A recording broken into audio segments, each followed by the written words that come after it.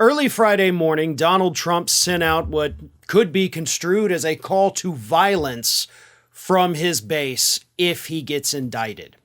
Here is what Donald Trump posted on Truth Social, warning about so-called death and destruction if he ends up being prosecuted. Here it is.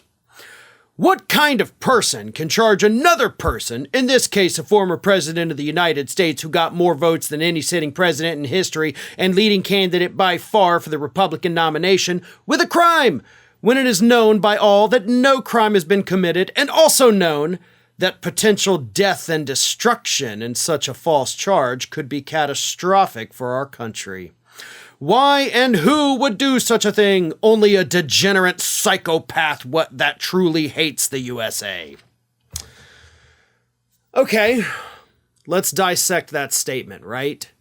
The potential death and destruction that our country would experience should such a prosecution take place. This, in my opinion, is a call to violence. This is Donald Trump not just dog whistling, but bullhorning to his crowd. This is what you have to do if I get indicted. If they put handcuffs on me, it's death and destruction all around the country. That is essentially what this man is saying right there on Truth Social. And of course, he continues his dehumanizing attacks on Alvin Bragg. You know, on Thursday, he called him an animal working for lunatics. Now he calls him a degenerate psychopath who hates the USA. And of course, by adding that little caveat there, he hates the USA, then his supporters, Trump supporters, get to go out there and be like, well, this guy hates America. He's destroying the country. So I'm justified in the death and destruction that I cause because I am the good guy saving America from, as Trump puts it, this degenerate psychopath. Alvin Bragg had the opportunity a little over a year ago to go ahead and charge Donald Trump, to indict him for bank fraud, tax fraud, and all of the other frauds that his businesses were hit with.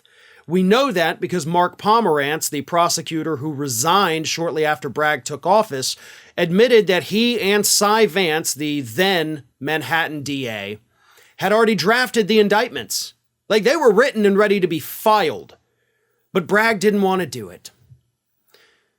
And now, I bet Bragg's looking back on that thinking, you know what?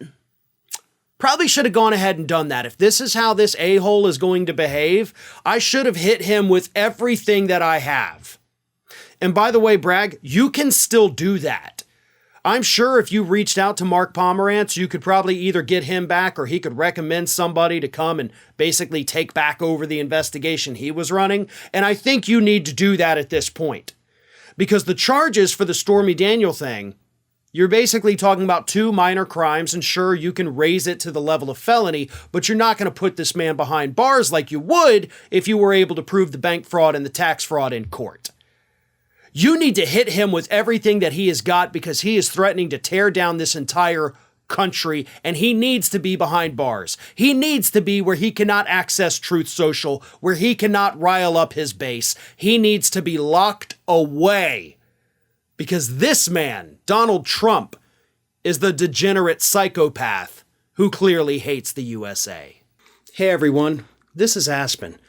And did you know that for the low cost of $0 per day, you can subscribe to the Fair and Balanced YouTube channel? We also encourage you to like, comment, and share, but again, click that subscribe button and help Aspen not be so grumpy.